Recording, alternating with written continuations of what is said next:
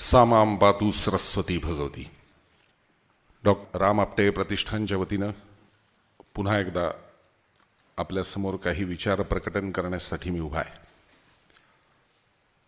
जी एक नवीन परंपरा निर्माण करण्याची सुरुवात आज या निमित्ताने या व्यासपीठावरून झाली. डॉक्टर कुलकर्णींच्या नावाने पुरस्कार वितरण सुरू झालं आणि प्रथम वर्षी माझ्या हस्ते एका ज्येष्ठ कलावंताचा सत्कार करण्यात आला.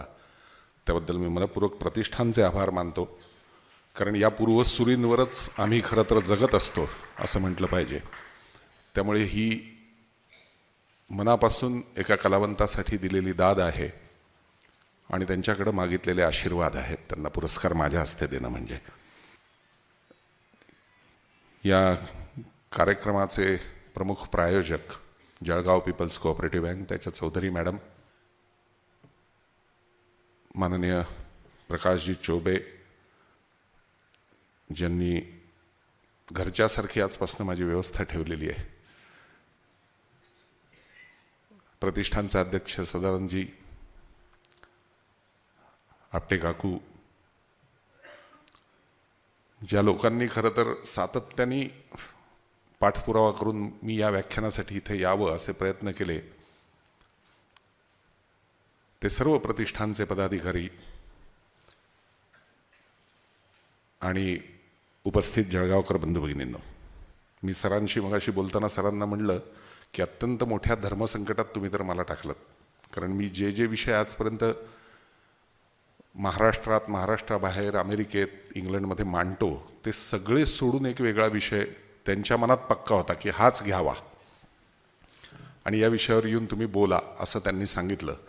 पण मी सरांना म्हणलं मी धाडस एवढ्याचसाठी केलं की एक तर पुण्याबाहेर वक्तव्य करतोय, कारण बाबासाहेब पुरंदरे नेहमी म्हणतात की पुणे हे विचारवंतांचं शहर आहे आणि किती विचारवंत आहेत तर लोकसंख्येच्या 1.5 पट. आणि नंबर 2, माझ्या घरचं कोणी इथं आत्ता नाही आहे मी हे बोलताना. पण जो काही विषय मांडणार आहे तो पहिल्यांदाच मांडतोय, त्यामुळे कदाचित यातल्या सगळ्या भावनांशी, सगळ्या विचारांशी सगळे सहमत असतीलच असं नाही. कुठल्याही आपल्या त्याच्यावरती शंका असतील किंवा काही वेगळा विचार आपल्या डोक्यात त्यातनं आला तर तो जरूर आपण मायापर्यंत पोचवायला हरकत नाही, कारण माणूस चुकत चुकत शिकत असतो म्हणतात आणि या चुका करायची परवानगी आधीची पिढी पुढच्या पिढीला देत नाही, म्हणून गॅप निर्माण होते. मी विषय काय मांडणार आहे हे सांगून टाकलं, कारण बसलेल्यांमध्ये मला तरुण कमी दिसत आहेत, जनरेशन गॅप जाणवलेली माणसं जास्त दिसत आहेत, कदाचित त्या विषयाकडे शिरणारी माणसं दिसत आहेत. आणि एका अर्थी हे थोडंसं एका वेगळ्या मानवी सामाजिक संकल्पनांच्या इतिहासाचं चित्रण आपण तर गप्पातनं करणार आहोत. तत्पूर्वी फक्त मी मनपूर्वक वसंतरावांना नम्रपणे अभिवादन करतो पुरस्कार मिळाल्याबद्दल. 17व्या वर्षीही कार्यरत राहणं ही कदाचित आमच्या पिढीला सुद्धा आता दुरापास्त गोष्ट असेल. पण जाता जाता एकच सांगतो, रेडिओच्या पहिल्या परीक्षेत आपण नापास झाला होता तसं आपण मगाशी सांगितलं बोलताना. मारवासारख्या प्रसिद्ध रागात वसंतराव देशपांडेही नापास झाले होते. छोटा गंधर्व नाट्यसंगीतात नापास झाले होते सौदागरजी. अनेक जण, मी पण झालो A ग्रेडला आणि मी सोडून दिला रेडिओ. आपली पोस्ट ही हुकुमशाहीची आहे. आपल्याला त्यातलं ज्ञान असलंच पाहिजे असं नाही. असा जो एक सरकारी खाक्या असतो त्यामुळे या गोष्टी घडतात. तुमची जिद्द कमालीची. मी काही परत A ग्रेडसाठी गेलो नाही, पण सुरांचं सान्निध्य ज्याला लाभलंय त्याचं अवघं आयुष्यच उत्तम असतं असं म्हणतात. कदाचित त्यांच्या नम्रतेचं, त्यांच्या लीनतेने पुरस्कार स्वीकारण्याचं सगळं रहस्य त्या सुरांमध्ये दडलंय असं मनापासून म्हणावं असं वाटतं. सुदैवाने दीनानाथांची पेटी वाजवण्याचं भाग्य त्यांना लाभलं. संगीत नाटकात कदाचित बालगंधर्वांनी ऑर्गन आणला नसता तर अशी वाद्य आपल्यापर्यंत पोचलीही नसती. सारंगीवर फक्त नाट्यसंगीत त्यावेळेला व्हायचं. पण बालगंधर्वांचा अधुरा कान बरा करण्यासाठी प्रयत्न झाल्यानंतर बालगंधर्वांना जेव्हा फादर ऑगस्टिनकडनं पहिल्यांदा ऑर्गन ऐकायला मिळाला होता तेव्हा त्यांना असं लक्षात आलं की आपल्या कानाला सहज हे सूर पोचतायत की जे सारंगीचे पोचत नाहीत.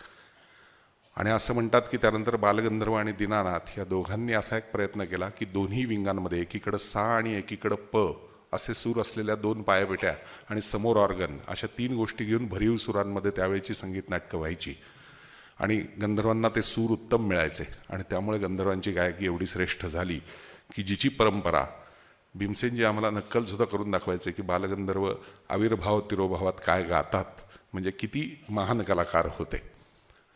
आणि त्या परंपरेचे आपण पाईक आहात म्हणून आपल्याला विनम्र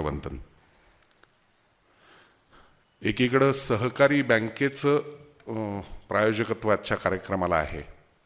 सहकार हा विषय दुर्दैवाने इतका घासून घुसून गुळगुळीत झाला आहे महाराष्ट्रात आणि त्याच्याविषयीची भावना इतकी मनातली संपत चालली आहे लोकांची. अशा वेळेला एखादी बँक लोकांच्या पाठिंब्यावर, खातेदारांच्या आणि स्वतःच्या स्वच्छ कारभारावर टिकून राहते, हेच माझ्या मते आजच्या काळातलं सगळ्यात आश्चर्याची गोष्ट आहे. त्यामुळे जळगाव पीपल्स बँकेचं त्याबद्दल मनपूर्वक अभिनंदन की एकीकडं आपण असे टिकून राहत असताना काही सामाजिक बांधिलकी प्रत्येक संस्थेची असते सहकारी, आणि ती मनामध्ये ठेवून आपण आजच्या या कार्यक्रमासाठी प्रायोजकत्व दिलेत. सहकारी बँक चालवण्यासाठी सहकार्याची आवश्यकता असते. आजच्या विषयासाठी तोच विषय महत्त्वाचा आहे असं मला वाटतं की 2 पिढ्यांमधलं सहकार्य कुठंतरी कमी होणं, यामुळे जनरेशन गॅप, 2 पिढ्यातलं अंतर असा विषय आपण बोलायला लागतो.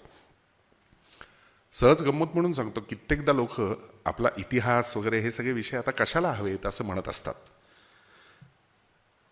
आपण खूप पुढारलेले आहोत, आजच्या काळातले आहोत, आधुनिक होतो असं दाखवणाऱ्या एका गृहस्थांकडे, विचारवंतांकडे पुण्यातले मी बसलो होतो आणि ते बोलताना म्हणले, आता तुम्ही ते शिवाजी, पेशवे काळ, स्वातंत्र्य युद्ध वगैरे सगळं जाऊ द्या, होता फार झालं ते इतिहासाविषयीचं सगळं बोलणं, आता सोडा जरा, आता आपण पुढच्या 21व्या शतकाच्या पुढं चाललोय, प्रगत तंत्रज्ञानाकडे, जरा त्याचा वयाचा आणि विचारांचा कुठेच संबंध दिसत नव्हता मला. आणि तेवढ्यात त्यांचा नातू धावत आला आणि तो म्हणला, आजोबा आजोबा नमस्कार करतो. ते म्हणले, का? रिझल्ट लागला, 46% मिळाले, मी 7वीत गेलो.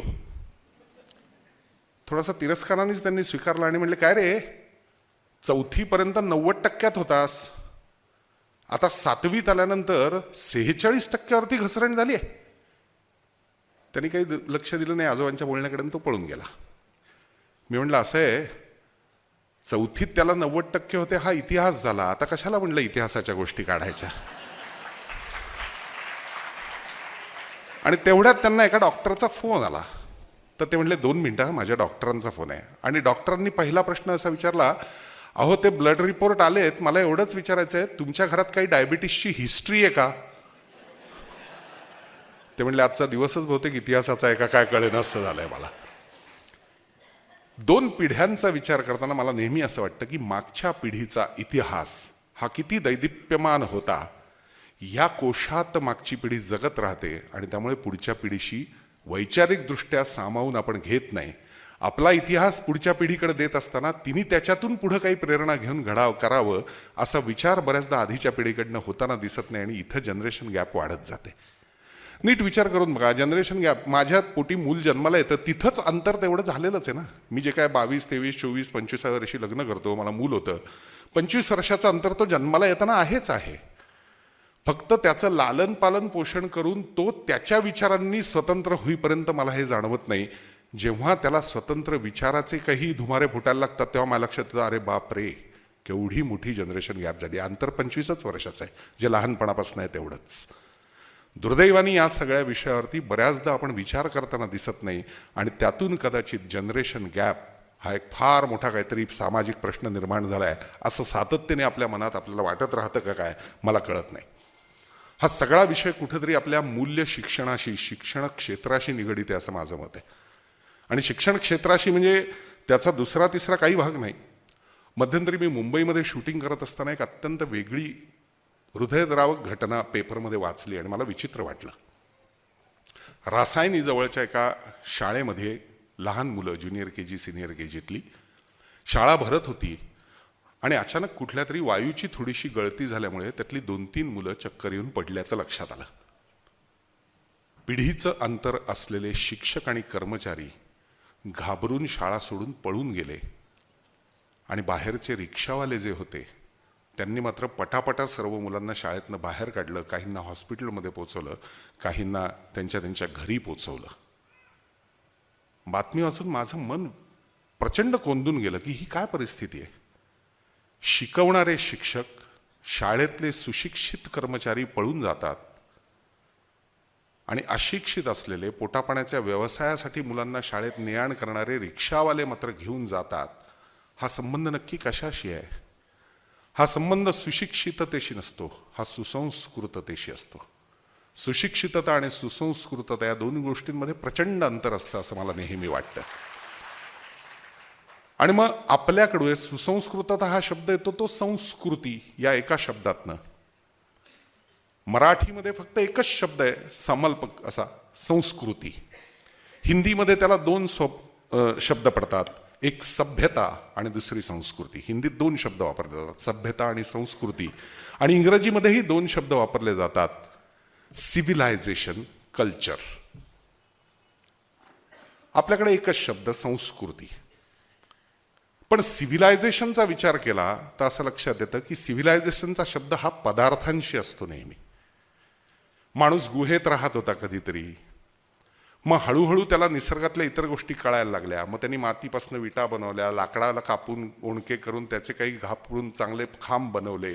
मग त्यांनी घरं बांधायला सुरुवात केली. पूर्वी कच्चं मांस खात होता, हळूहळू कुठेतरी अग्नीचा शोध लागला, त्यानंतर त्याला ते मांस शिजवता येतं हे कळायला लागलं. मग पुढे त्याच्यात इतर आणखीन काही मसाले घालता येतात, चविष्ट करता येतं अन्न असं कळायला लागलं. हा सगळा संबंध सिव्हिलायझेशनशी येतो. पण याचा संबंध कल्चरशी नसतो हे बऱ्याचदा आपल्या लक्षात येत नाही. काय भुललासी वरली या रंग असं जे म्हटलं जायचं तुकारामांकडनं, तो भाग महत्वाचा आहे की आपण नेहमी या सगळ्या बाह्य सिव्हिलायझेशनला जास्त महत्त्व देत जातो, पदार्थांना महत्त्व देत जातो आणि पदार्थांमधनं कल्चर येतच असतं. तो देताना आपण काय विचार देतोय त्याच्यात कल्चर येत असतं, हे दुर्दैवाने आपण विसरलो. म्हणून घरं बनतात पण घरांना घरपण नसतं. शोभेची झाडं खूप लावली जातात पण त्यांच्यामध्ये त्या मायेनी वृक्षांचं संगोपन करावं म्हणून ती लावलेली नसतात. तर माझ्या घरात एवढे गुलाब फुलतात, माझ्या घरात इतक्या रंगाची पानं असणारी झाडं आहेत, याच्याकडे लक्ष जास्त जातं.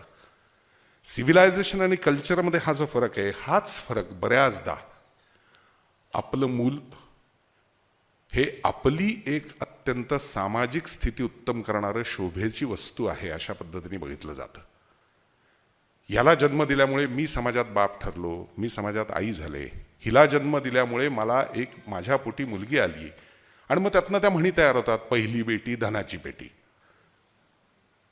मुलगा वंशाचा दिवा. या सगळ्या संकल्पना काळाच्या कसोटीवरती आज तपासायला गेलं तर किती तुटलेल्या आहेत. कित्येक मुलींनी आपल्या आई वडिलांचे उत्तम संसार पुढे नेलेत आणि कित्येक मुलांनी आपली घरं धुळधाण करणारी करून ठेवलेली आपण बघतोय.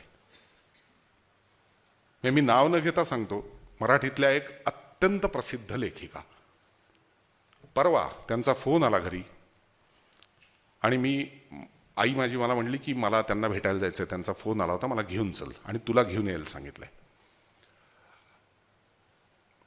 फक्त बॅकग्राऊंड म्हणून सांगतो, माझी आई लेखिका आहे आणि जुन्या काळातल्या त्या शकुंतला गोगटे, शैलजा राजे, त्याच्यात शुभा सोलापूरकर या नावाने जी लिहायची ती माझी आई.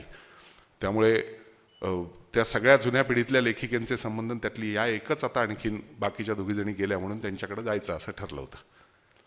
गेलो आणि असं लक्षात आलं की त्या बाईंचा मुलगा दुर्दैवाने व्यसनाच्या आहारी जाऊन लवकर गेला.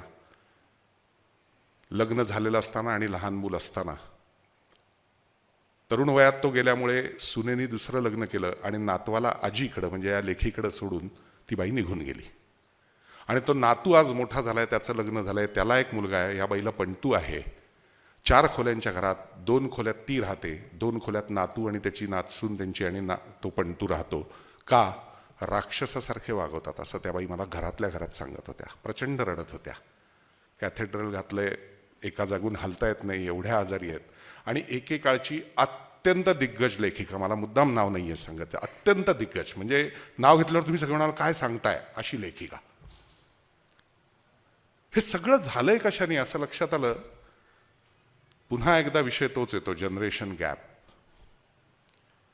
मी त्यांना दुखावलं नाही, पण परत येताना आईला प्रश्न विचारला की आई, लिखाणामधनं आमच्यावरती संस्कार करणारी ही लेखिका, तिला घरात आपल्या मुलाशी हे बोलता आलं नाही की तू दारू पिणं वाईट आहे?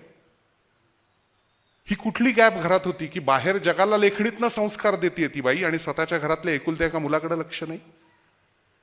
बऱ्याचदा आपलं असं होतं की आपलं ठेवलं झाकून आणि दुसऱ्याचं पाहिलं वाकून. त्यामुळे आपलं काय आहे याच्याकडे आपलं लक्षच नसतं, कारण ते अगदी जवळ असतं ना. आमच्या सिनेमाच्या कॅमेऱ्याच्या भाषेत असं म्हटलं जातं की फोटो काढताना सुद्धा मिनिमम 4 फुटाची गॅप असावी लागते, तर क्लोजअप चांगला स्पष्ट क्लिअर येतो. त्याच्या जवळ आणलं तर कॅमेऱ्याची लेन्स सुद्धा ब्लर होते, धुसर दिसायला लागतं. बऱ्याचदा आपल्या जवळचं आपल्याला इतकं धुसर दिसत असतं की त्यातली स्पष्टता येत नाही, आणि लांबचं मात्र स्पष्ट दिसत असतं, म्हणून त्याच्याविषयी बोलायला आपण सहजगत्या धारिष्ट्य करत असतो.